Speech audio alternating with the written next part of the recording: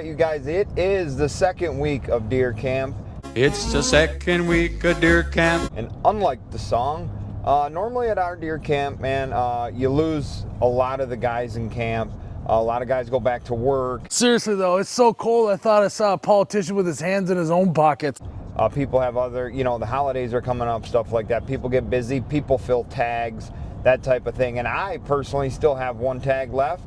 And I would love to help the Michigan DNR out by knocking down an antlerless deer. What would you ask the public for in these remaining days of gun season? I'd certainly focus on antlerless harvest. Now, if I end up coming across, you know, a buck that's really, really nice, obviously I'm going to have a hard time not pulling the trigger. But the idea is to try to get me a nice doe. The state wants hunters to take more does. Tweaks to different seasons will make a dent, he says. If you wanted to truly drive down the numbers of doe, drop the cost of a doe antlerless permit. Also, during the second week is an opportunity for deer that we've harvested to process and do things like that, prepare things for the off season as far as what you're going to do with your meat if you don't take it to a processor. So we're going to check in with my buddy Chad. He's going to walk you through some of the stuff he does as far as processing his own deer himself. I think you guys will enjoy that.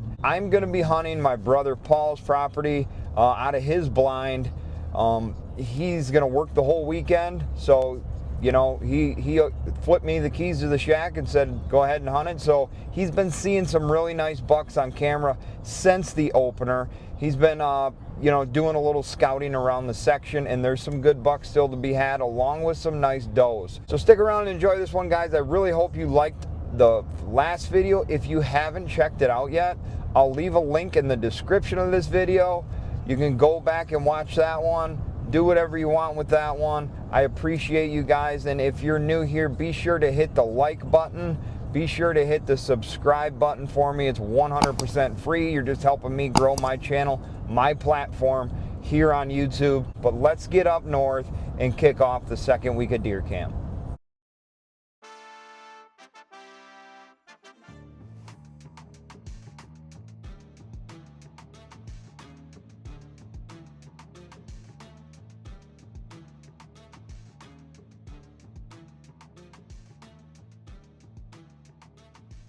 First thing, I could see one doe out in front of me.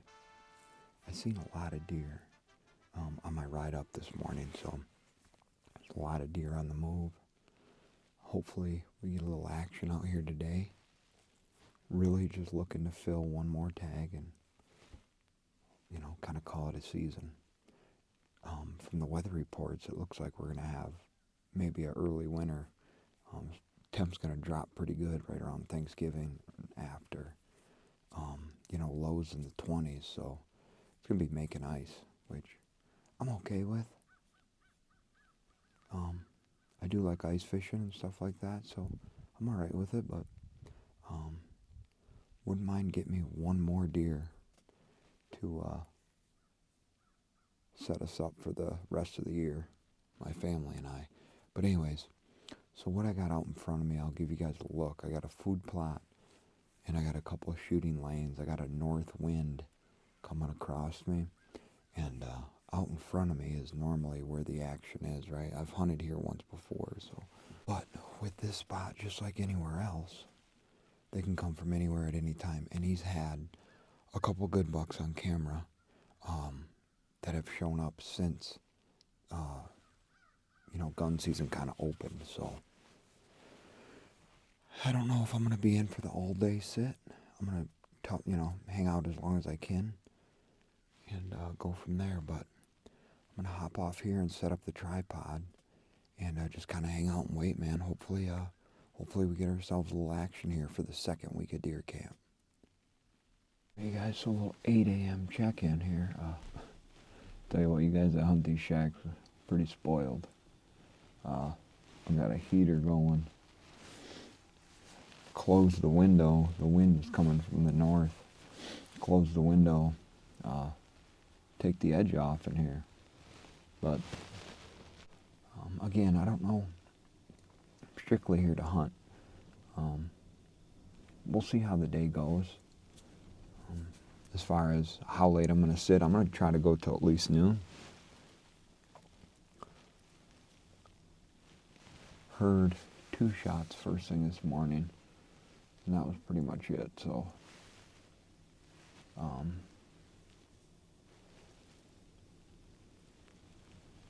outside of that, nothing. In my travels to and from, I did see 2 different bucks, good bucks, out looking for does, or there was does ahead of them, and they were not too far behind them, nose to the ground. So, and they were both good bucks. So I feel like it's that, I don't want to say post rut, but like end of the rut. We just went over the peak. I think the peak was probably last week from the activity I seen. So maybe we'll catch a straggler. You know, one of them big boys that are looking to get his last rites for the year.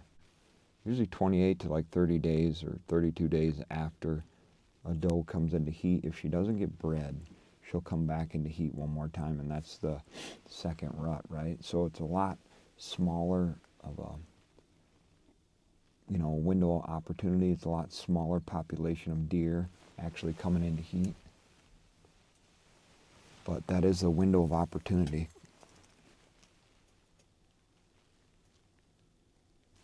To go ahead and try to catch a big boy acting stupid, not just back down, you know, back on a feeding pattern, but catch him being dumb chasing his ladies around. So.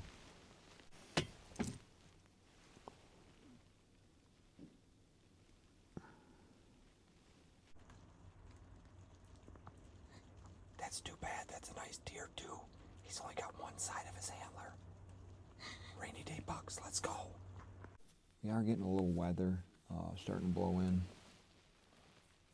Although it doesn't look super cloudy or nothing. Was kind of a wintry mix there for 5 minutes or so, but I want to talk to you guys. I want to get your opinion on something, okay? As a hunter, fisherman, and you know, with all the rules and regulations, we all have our own opinions on what we think is right, what the DNR screws up, you know, what they've done right, because they have done some things right with the hunting and fishing industry in the state of Michigan. But I was just watching a video on YouTube, and they said 1 week in, license purchases are up by more than 1% over last year. That being said, harvest is down about 6%, 6.5% for the firearm season compared to last year. The Upper Peninsula seems to be up a little bit. Lower Peninsula drives much of our harvest, and with the outbreak of hemorrhagic disease in the southwestern part of the state, it seems like that's probably dragging some of the numbers down a little bit. A major point of emphasis for conservationists this year was encouraging hunters to bag antlerless deer, with does capable of birthing 2 to 4 fawns every year. Controlling their population is much more effective in reducing overcrowding. kind of counterintuitive, I guess, the way I look at it, because they're encouraging people to shoot more antlerless deer.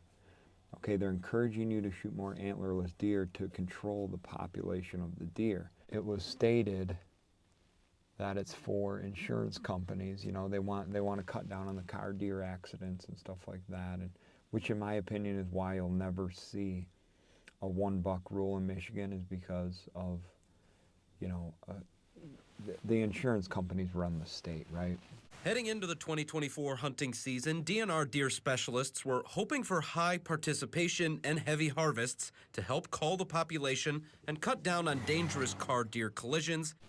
Money runs everything, and there's no way the state of Michigan would ever get away with a 1 buck rule, unfortunately, because of the insurance companies, the car insurance companies that, you know, they take in a lot of car hit deer claims. But before we get off topic, you know, they said they're encouraging more antlerless deer harvest. Okay, number 1, remember that. And number 2, they interviewed a deer processor, and the deer processor had said that a lot of bucks. We haven't had many doe at all.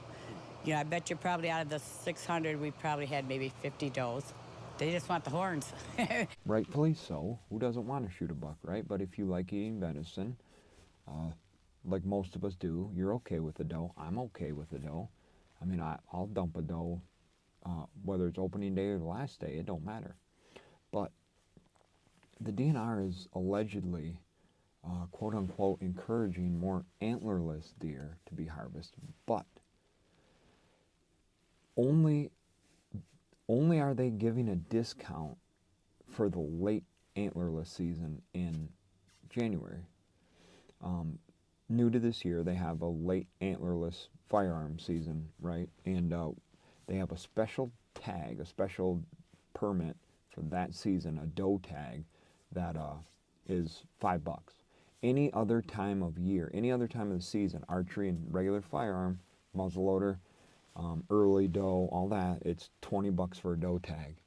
But they're gonna, you know, their goal is to get more antlerless deer harvested, including later in the year, but you only get the discount after the new year and for that late season, the special tag. Now, in my mind, that's where the counterintuitive comes in, right? Like, it conflicting itself. They want you to harvest more antlerless deer, but they're going to charge you full price still for the tag for majority of the deer season when people are out in the woods. Not a lot of people want to get off the couch in January and go shoot a doe. If you have private land, or you have a shack like I'm sitting in, and you can jump out in it and get some heat going, you may find yourself out in the woods. But a lot of people by December 1st are done deer hunting in the state of Michigan. So I just don't understand the point of, to me, it's like, if you want more antlerless deer harvested, we need to drop the tag. Cut it down to $10 a doe tag. You don't need to go down to $5 like for the late season, but man, $20 for a doe tag is pretty ridiculous, which is why I think you'll see guys slap one of their combination tags on a doe if it's like last of the season and they want to get a deer. But nobody's buying antlerless tags for $20, I can tell you that, especially when you can buy a buck tag for $20. So what they need to do, and this is my opinion as a Michigan outdoorsman my entire life, my opinion would be like lower the doe tags right from the start. Don't knock them down to $5 if you're worried about the revenue. The thing is, I don't know the numbers, and maybe I'll look into it later in the year, but I don't feel like they're selling a lot of antlerless tags as it is for $20. So maybe drop it to 10 and see if you can get them, you know, some more people harvesting deer at a cheaper cost, right? Across the road behind me, there is this guy in this red truck too. You might be able to see him come across. You know that guy? He's been going back and forth. He might have his eye on something big around here, because that dude's been putting some miles on just right here. I got a guy. You can't see him on the camera, but he's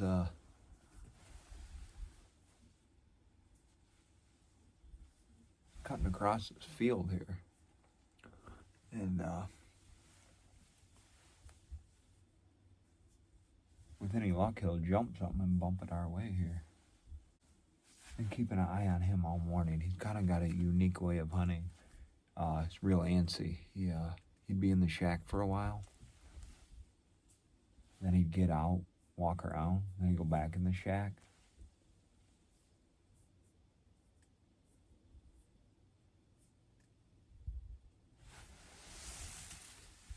But the way he's walking right now,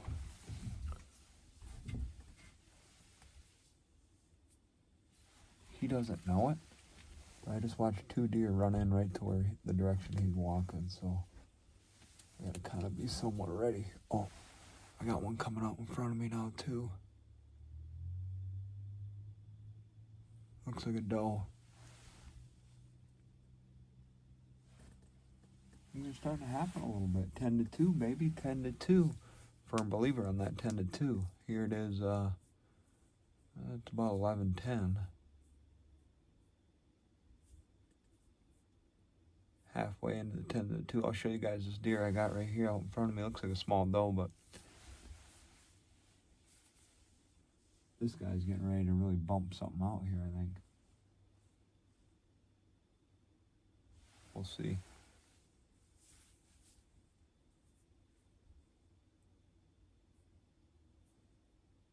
Yeah, I've only got one doe. I don't see nothing with her. Looks like a fawn, actually. My name's Chad Morrell. Lucas Pulaski's a friend of mine. It's deer season, midweek. As you can see, it's nasty out. What do you do when some downtime? Well, we're going to show you. We got a sausage room here, so we made some pork product for this year. That's going to be a smoked kielbasa, fresh breakfast sausage, and this is our venison. So we're working on that. We got another, my buddy Kyle who's filming here. This is a moose he got from Alaska, so we're using some of that product up to make a nice summer sausage. And we'll just go over here and show you, the process a little bit. Ain't much. We've got these old stockings. We'll be smoking tomorrow. I'm Lucas's dad, Whitey Pulaski. Whitey Pulaski. And we're steady cranking. Great way to use up venison. Great way to use up moose, elk, anything. Again, this is going to go on the smoker tomorrow. And we'll probably take a video of that. Just a good pastime. You got a couple buddies and you got some downtime during mid-season. It's a Friday. Me and Kyle work construction together. Then we got rained out, and it's like, well, now's the time to go. So this is gonna be full. We'll probably stop the video and see you tomorrow. We're back, Ubly, Michigan. We talked about making sausage yesterday. We did. We got a venison product in there, a summer sausage. We do have some kielbasa in there. Say hello to Charlie, that's my dog. Ready to pull off. We're gonna put it in a nice bath. Just kind of want to show you the kind of setup we do. You want the internal temp to be 155, and I believe we're right there, 158, 160, perfect. So we're gonna pull this sausage off right away. We give it a nice bath, and then this is already done, so I gave it a nice bath. It's kind of cooling off. Just kind of showing you what we do here in Michigan. It's a great state. Fishing, hunting. Come on over here, Kyle. I don't know if we got... that's the buck I shot this year, and that's what's in the smoker. So I'll take a little... Anyways. Maybe we can get the back. I don't know if you've seen the summer sausage back there. We'll take another look. That's got to go a few more hours. But it's what we do. It's what we were brought up on, hunting, fishing. I love it. And make our own stuff and make our friends and family happy with it. After Thanksgiving, Christmas, Easter, with all that stuff. So, thank you.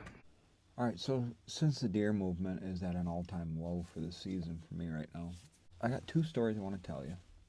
One story being the first deer I ever shot, and the second story is going to be the biggest buck I ever shot. So hopefully we can get through one, and then maybe we got some deer action, and we can do a little filming of some deer here. But oh man, every time I say that, I feel like I see one.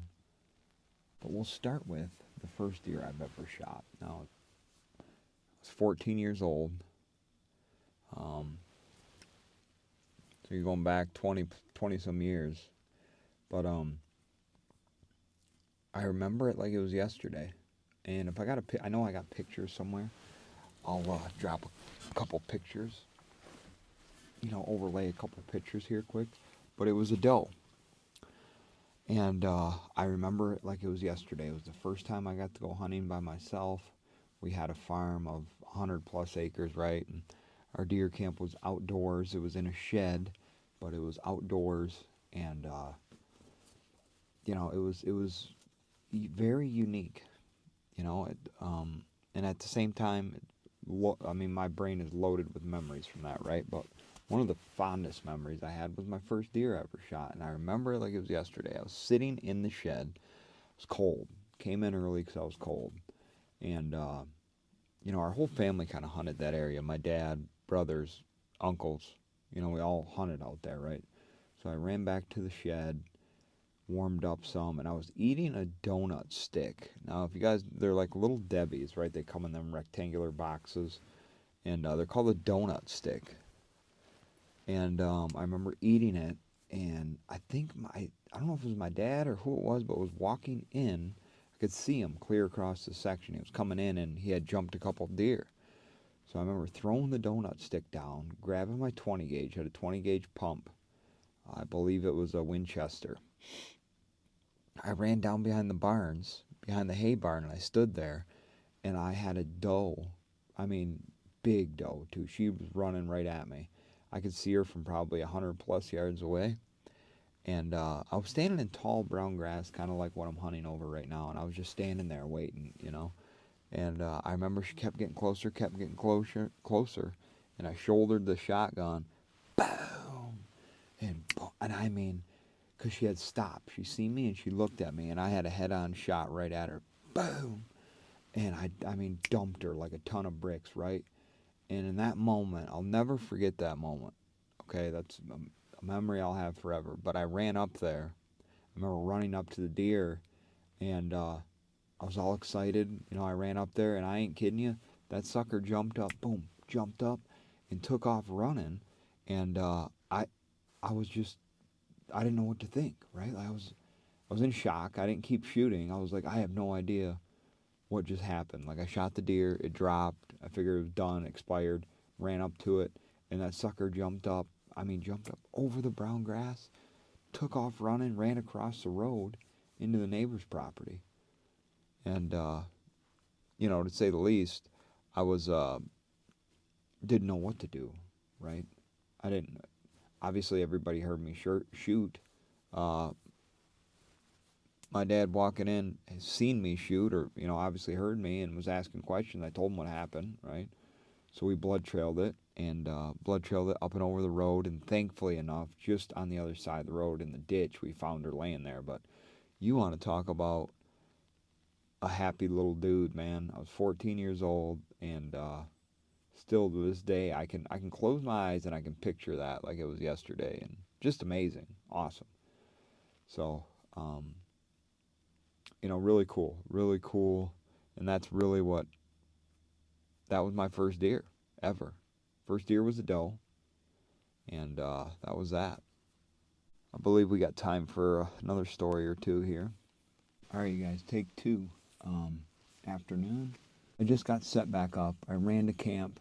There was a couple guys hanging out there. We had a quick conversation. We were talking about, well, shout out to the Deckerville Eagles, number one. Deckerville Eagles won the state championship against Pickford up there at the Dome up in Marquette, 8-man football. So shout out Deckerville Eagles. Nice work there representing the thumb of Michigan. So in the conversation earlier I was having with myself, but you guys that are actually watching and listening to me, about the deer population and trying to manage it and control it and make everybody happy, right? Because the thing is, you're never going to make everybody happy. You're not going to make the hunters happy. You're not going to make the insurance companies happy, the state, you know, nobody's really all going to be happy at once. Number one, increase the doe harvest. Number one, increase the doe harvest.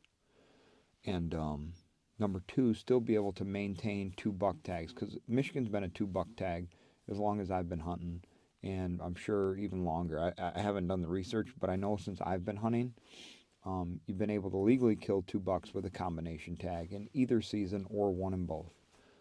So I drew up a couple scenarios in my head, and you know, one of them, which other states do, would be earn a buck, right? You have to shoot a doe in order to get your buck tag. So that's one way. That's just one example, right? Now, if you dig into the bigger picture of like, well, how do you regulate it, right? Because right now, if you harvest any deer, you have to register it online legally in order to transport this, that after the harvest. Within 72 hours, you got to legally register your kill online. So, but how do you support and promote the harvest of antlerless deer? I feel like earn a buck would be a good route, but how would you kind of police that? You know, how would you police the earn a buck? How does that process turn over? Like, how does the hunter, you know, because like me, I go to the shop one time, I buy all my tags. So if I want to shoot a buck, I have to shoot a doe first, then go back to the shop and get another tag, another buck tag, which I have the time to do. but I like to just do it and be done. So that would be like the only really minor inconvenience. But I feel like they need to lower the price of the doe tags and earn a buck. So the earn a buck would be a great idea. And another option would be, so guys can still shoot 2 bucks, right? So you can still a 2 buck state, but make it an archery tag and a firearm tag. Like get rid of that combination tag. Even though the combination tag you can use as a doe tag, nobody does. I mean, rarely. Okay, I'm not going to say nobody because I've done it, but rarely do you use a buck tag on a doe. You legally can, but not a lot of people do. And a lot of people don't shoot does. The big QDMA guys, they shoot 2 bucks a year. They may not admit it, but a lot of them do. They shoot 2 bucks a year. Their brother probably shoots 2 bucks a year. Their son, you know, whoever. However you want to slice it. But if the DNR and the state want more deer harvested, more does harvested, it's one way you can get around it. Now there's still gonna be flaws to the system, right? Like, yeah, you got to shoot a doe, register it in order to buy a buck tag. And a lot of people will probably just say they shot it, register it, and get their buck tag. Whatever. The state's still getting their money that they want. But there's a lot of people that would actually do it by the book and get their doe first. There's just a lot of different, there's a lot of different ways you could accomplish this. We could accomplish a better antlerless deer harvest along with people still being able to harvest 2 bucks, you know, or make it a 2 buck state, right? Because there is other states that are a 2 buck state, but you have an archery tag and you have a firearm tag, which I feel like is how it should be. If you want to shoot 2 bucks, if you desperately need to shoot 2 bucks, you can get 1 in archery and then you get 1 in gun. $20 for a doe tag. I can see why the antlerless harvest is at an all-time low, because who wants to pay 20 bucks for a doe tag when it's the same price as a buck tag? No matter what state you go to, as far as I know, I've hunted a lot of states, I've hunted a lot of big game, and a female animal, cow, doe, you know, whatever you want to call it, like elk, they're cows, calves. Those tags are a few $100 as an out-of-state non-resident, right? For me to get a cow tag was like 400 bucks or whatever, and a bull tag was $650. So you need to make them a little bit cheaper, and guys will buy them. If they dropped it to 10 bucks, I'd buy one every year. I don't buy doe tags anymore. So I know I said I'm going to tell my first deer and my biggest buck, but we're also going to include, before we get into my biggest buck, which, by the way, was the most incredible hunt I think I've ever done for a whitetail, we'll talk about my first buck I ever got, archery, with bow hunting. And again, I remember it like it was yesterday. I was young. Man, I had to be 14. It was a unique hunt, right? It was on our farm again, and I remember it. I remember getting set up in the tree. I had hung a tree stand. So my brother had a ladder stand in a spot that he kind of claimed, right? And it was Biggie's ladder stand. That's the spot it was called. And even though he rarely hunted it, that's what it was called because he put it up there. Well, where he had it was in an alright spot, but I feel like the deer were moving. Again, go back to learning the area you're hunting and scouting and that. I knew the deer moved further to the south when they crossed. So I went ahead and hung a tree stand, and I went ahead and hung a tree stand, and the next day I hunted it, and I shot a 4-point. So my first buck was a 4-point, but it wasn't just any 4-point. Okay, it wasn't your classic Michigan 4-point. You know what I mean? Or whatever. This thing it had main beams that came out. I believe I still got the mount somewhere because it got put on a plaque. It may be in deer camp, and if it's in deer camp, I'm actually going to look for it, and I'm going to drop a couple pictures or whatever of the mount, but it's just on a plaque, you know, just the skull cap, but it had main beams that came out that were like, I want to say 18 inches they came out, and then he had 2 nubs for brow tines. The most unique 4-point. I've killed a couple 4-points, not a bunch, but I've killed a couple, and that was the most unique one I've ever seen. And shot him with a bow, and I remember, I knew I hit him good, right? I knew I hit him good. So my dad and I went and tracked it, and blood trail like no other, right? Like it was, like you could tell, smoked it, and there was chunks of lung, stuff like that, and all of a sudden the blood trail stopped. Like it went from, because we hit a transition area, right? Like it went from woods to kind of brush to then we were coming into open grass, and we searched for probably an hour, combing through, going this way, that way, looking for blood, to the point where we gave up and we were going to try again later in the day or come back. He was working, had to go back to work, whatever it was, but we were going to come back and do another grid search. We were walking out, and I was on a blood trail, and I'm like, well, this isn't the blood trail we followed to this spot where we thought it stopped. This is a different blood trail. The deer doubled back. So where the blood trail had stopped, he turned around, walked backwards like 20 yards, and then dove into some brush. And when I say dove into some brush, like I've heard stories before, people like, oh yeah, he dove in the brush. This thing dove in the brush. Like he was tucked in there, shot into a little hole in the brush, and was laying there dead, and had been for a while. Just unreal. But I'll never forget that, because we were this close to giving up on it and coming back to do a grid search. He was talking about as much as bringing his hunting dog out and letting the dog sniff around out there to try to find it, right? That's where we were at with it. And I felt bad because I'm a young kid, and my dad was kind of against bow hunters as it was, because he's been, he's always been a firearm hunter. But it was just unreal. It was unreal to me. I was like, man, we looked everywhere. And now I take that knowledge with me, even today if I'm tracking one. I always think about the fact that, like, they could get to a transition area where you're tracking them, and if the blood stops, you may have to just back up a little bit, and maybe they backed up and went veered off, right? But yeah, that was my first ever buck, and that was a Michigan buck. So pretty cool stuff. One of the thrills of hunting, right? One of the thrills of the experience itself is the unknown.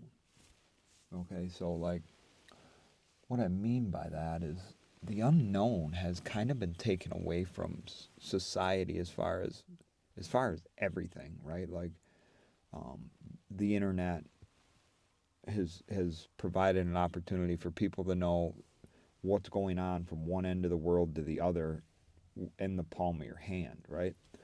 But if you simplify that and you take it down to deer hunting, right? So trail cameras. You have trail cameras that I had one of the first ones that took the roll film, right? Like the old cameras, you had to put the roll, I forget the millimeter film that goes in there, but that was the first trail camera I ever had. And I've been using trail cameras a while. But now you have cellular cameras and solar cameras and stuff, and I'm all for it for scouting, right? I feel like it's a great tool for scouting. But outside of that, I don't like the idea behind trail cameras. And what I've noticed, and I love using them, okay? But what I've noticed, just being an observer that I am, a lot of the younger generation will not go out hunting or have a hard time going out hunting with their parent or their buddies because they don't have a good buck on camera, or they have nothing on camera, right? And it's saddening for me. For me, it's saddening to hear that, because when I grew up as a hunter, right, I didn't have that, right? Like I went out into the woods to go sit and wait and see what was out there, right? And back then, we could legally bait, okay? So I'm in the lower peninsula. We can't legally bait. I know guys in the UP can, but thanks to Governor Whitmer, we can't legally bait anymore, okay? So but not to get off topic, this trail cameras, right? So although they are awesome tool, I think it's really discouraging. It introduces more younger generation to hunting, but it also is discouraging to the younger generation because of, oh, I ain't got nothing on camera. I ain't got nothing on camera. I'm not going hunting. There's no point in going hunting. Or the only buck I had on camera got shot, you know? So it's like, it hurts, it kind of hurts my soul to hear that, you know? So again, I'm not against the thought and the use of trail cameras for scouting, okay? I mean, hell, use them all hunting season if you want, but what I don't like, man, I swear I saw a deer. Eyes are tweaking out on me here. What I don't like is the discouragement to the younger generation, okay? And that's tough for me, man. It's tough for me to watch that because, man, me and my buddies, we used to just go out hunting to go out hunting. It didn't matter if you were going to hunker down in a fence row or going to sit up in some homemade tree stand you made out of 2x4s and some old plywood you found in the dumpster, like whatever. Like that was hunting. Now it's so professionalized, right? Like hunting has become so professionalized that, you know, it's no longer camaraderie. It's almost like it's a competition, you know, and it sucks, but we need to do better. And if you guys are watching this and have kids, just consider this, man. Consider the whole trail camera thing, because maybe you or your kids have done the same thing that I'm talking about, and I'm saying that because I did it before. I'm like, wow, there ain't nothing on camera. I'm not going to go sit there. Yeah, but that's not how I grew up hunting, man. I grew up based off of sign, scouting, and, you know, just information I found while scouting and knowledge I've learned off deer patterns and stuff like that. And, you know, then you continue. That's what makes you a good hunter, right? That's what makes you into a hunter. Not how good can you run trail cameras. Like anybody can go put one out and run a camera, right? But what makes you a good hunter is hunting the location based off of your scouting, your knowledge.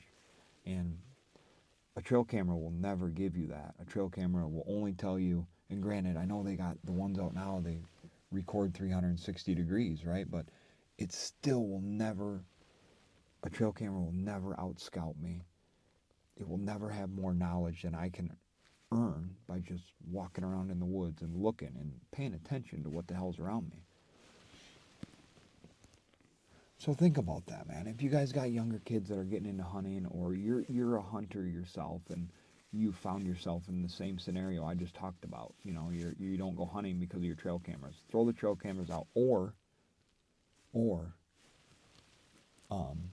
use them to scout, but get rid of them during hunting season, man. Like, this is what it's about, just being out here and being in the woods.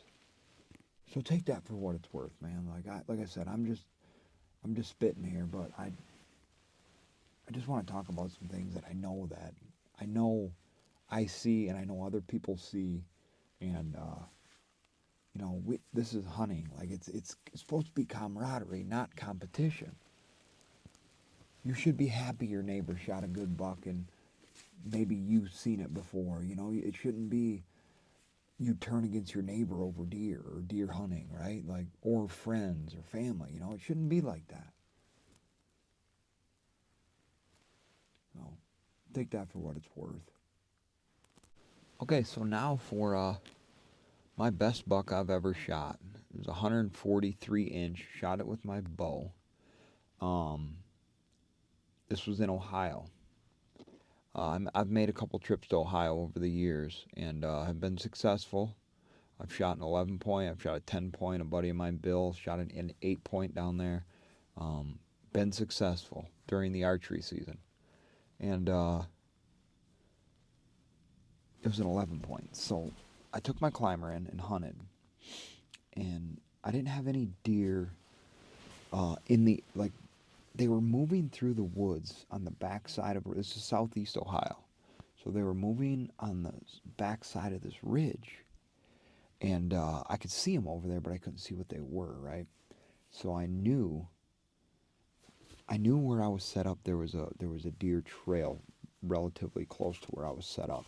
But I knew the next day, I'm like, I think I'm going to have to go closer to that. So, but what I did before I left, I made a big mock scrape, big ground scrape, you know, about yay big, like you're hugging a big fat dude, like, or not a dude, if you're hugging a big fat girl, like that, okay? So I made it, and I took a leak in it, and I left my climber on the tree. I made it 10 yards from where I was set up. When I came back that morning, I hit it with my flashlight and looked, and there was a deer print in the freaking mock scrape I made, okay? So now I'm like, okay, I knew there was deer sign, there was rubs, I knew I was right on a trail. There's something hanging out around here. There's got to be a decent buck. So I was going to sit it out till noon-ish and then move in closer to where I seen them deer traveling. Now this is middle of November. As I'm sitting there, I'm sitting in a little saddle between two ridges, and I look and I see a small buck coming down the ridge like this. He's working his way down, which I thought was kind of funny because a doe had walked through, but she wasn't like getting bumped around. You know, she was just kind of moseying through. This little buck come through and did his thing. Heard a twig snap, and I looked like this, and I could see, what I could see was rack. Okay, that's all I seen was antlers. I was like, oh my God. And this thing's like, at the time, probably 80 yards through the woods. I was just like, oh my God. It's a big buck, right? What he was doing was pushing that little buck. I don't know if the doe was in heat or not, but he was pushing that little buck away from the doe. That's why that little buck was moving the way he was, because he had Big Daddy coming behind him. So I'm watching him. Now I'm stood up in my climber, right? And I'm stood up and I'm watching. And so the wind is, these deer are off to my left. The wind is kind of right in my face, but with them hills, you know, it kind of swirls, whatever. So sitting there, and that deer is just about to get downwind to me. I mean, literally, he's 80 yards from me. I hit him with a grunt a couple times, and I ain't shitting you. It did a 180 and came right up that ridge. Came right up the ridge, right like coming right to me. So now I put the grunt call down. I get the release clipped onto my bowstring, and I'm waiting. That deer didn't even stop. I hit that grunt call twice. He didn't even stop. He turned. He was coming right to me. And I am not kidding you. I've told the story before. That deer came and walking the whole time. When he finally stopped, he was stood right on top of that mock scrape I made. No bullshit, 100% truth. That buck was probably the deer that was there in the middle of the night, and he was coming back to check at midday. And I am not kidding you. It was at 10 yards. And when he stopped, I had already been at full draw. But when he stopped, he kind of put all of his legs together like he was going to piss in it or something. And he turned and he kind of looked my way, and I released, and I sent one right through the Boilermaker. And I mean, it was kind of a quartering too, but I hit him right here in the pocket, right in the front.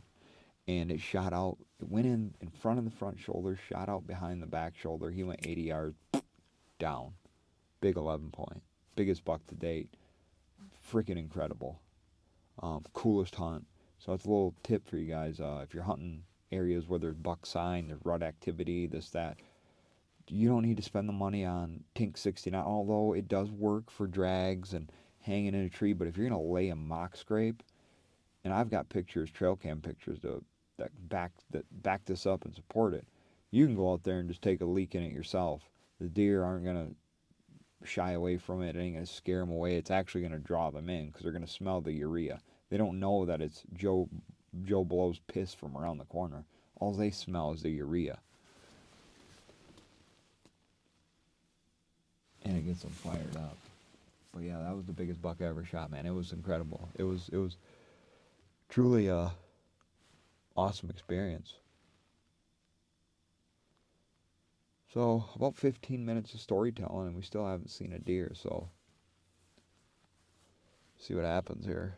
Maybe maybe it'll start moving. I'm going to check the time here, and hopefully we get some action. All right, so a little 4:15 check-in. Losing daylight fast, boy. We are losing daylight fast, and I got my head on a swivel. So let me know what you guys think of that stories. You know, a little story time. I got tons of them, man. I could go down the old wormhole, open up a photo album, and share some stories with you guys about some harvest and some, you know, fishing, hunting stories, stuff like that. I love telling stories. Got a lot of unique ones, as I'm sure a lot of you guys do, but maybe I can use this platform to share some of them with you guys that don't know. But yeah, as it's winding down here, you know, if we don't get any more action, we're going to be going to deer camp after this. And I'll share with you guys what's on the dinner menu tonight now. When you get into the second week of deer camp, you kind of you'll lose a lot of the hunters, right? Uncle Charlie went back to Wisconsin. Guys start going back to work. Guys are working the weekend, you know, that type of thing. So your heater makes a lot of noise with that wind blowing. But you start losing some of the gang, and you also, you know, it's an opportunity to, you know, process some of the deer, this and that. But as far as a report goes for the second week of deer camp, I'm going to say slow. Very slow.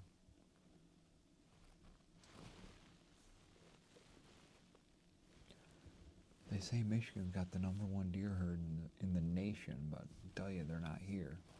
I don't know where they're all hiding, but they're not here. He's sniffing everything out. Come here, Charlie. You checking everything out? Charlie, poor guy. Hi. How's the tooth doing? Wow.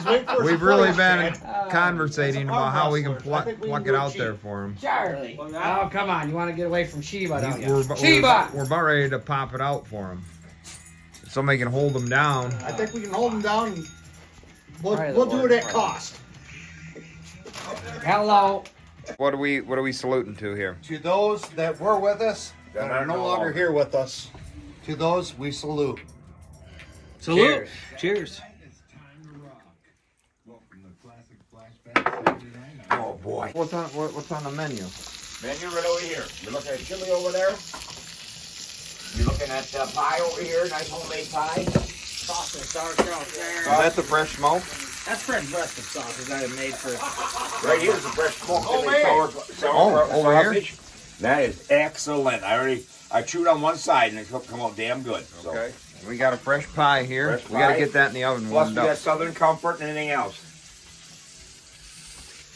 I was just gonna. Nope.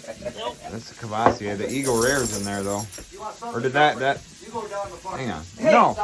No. He brought the iron fish. You guys are great. Good work.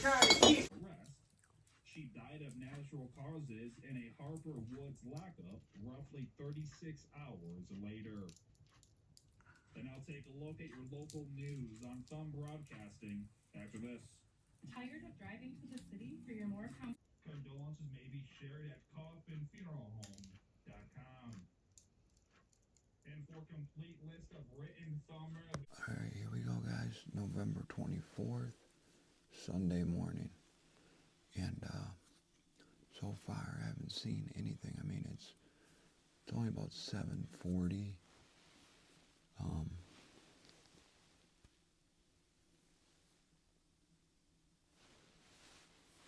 Really only been able to see really well for about 15 minutes.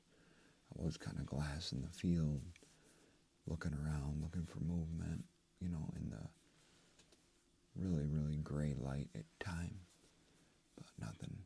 It is flat calm this morning. We got a frost overnight. It was down in, you know, it was low 30s, but it might have touched upper 20s, but she got cold last night, so really anticipating some deer movement today, this morning, but we'll we'll see how it goes. Maybe as the sun rises, they will start moving around a little bit for us. But getting to be crunch time here. Had a good, quiet, really quiet night last night. I went to bed pretty early. I think I was asleep by 10:30. So, pretty good. Feel great this morning. A little stiff, but man, I tell you what, I sleep so good in our deer camp, and I don't know, it's just the quietness and the stiffness of the bed.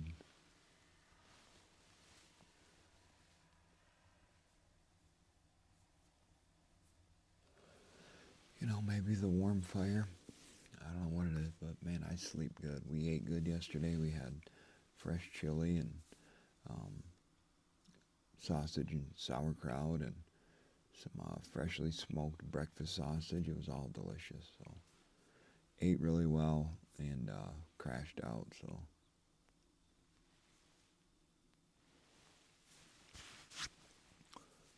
see if we can't get some action this morning.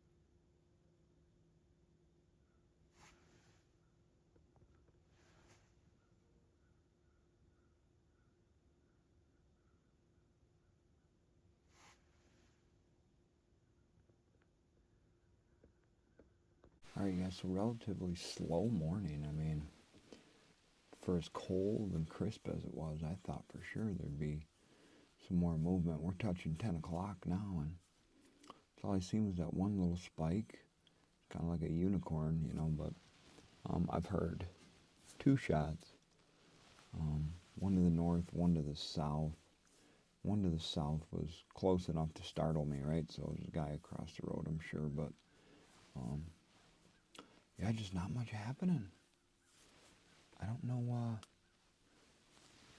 you know, I know the hunter numbers are down, but man, like, maybe nobody's out in the field just pressuring them, you know.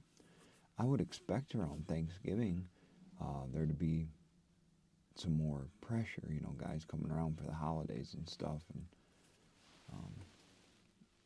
getting back out in the woods, right? But for the second Sunday of the firearm deer season, unless, you know, a lot of people filled tags already and called it good, but this ain't, from what I remember, you know, over the years, growing up and even recent years, to be nobody out in the woods, especially on the type of weather we're having. I mean, it's perfect right now. So I don't know, it's strange. Strange deal.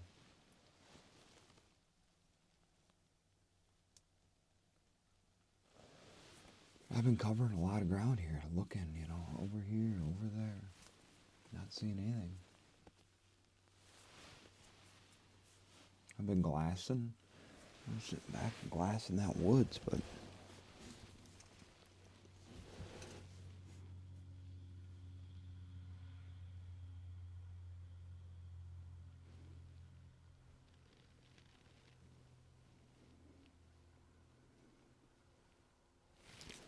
yeah, there ain't nothing moving.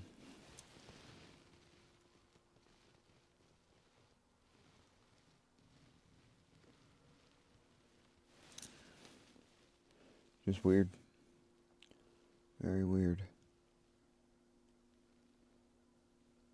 You would think you'd see, you know, couple does, maybe fawns, but I did stop by a deer camp around the corner last night, stopping for a visit before I went to bed, and those guys, they did really well on the opener.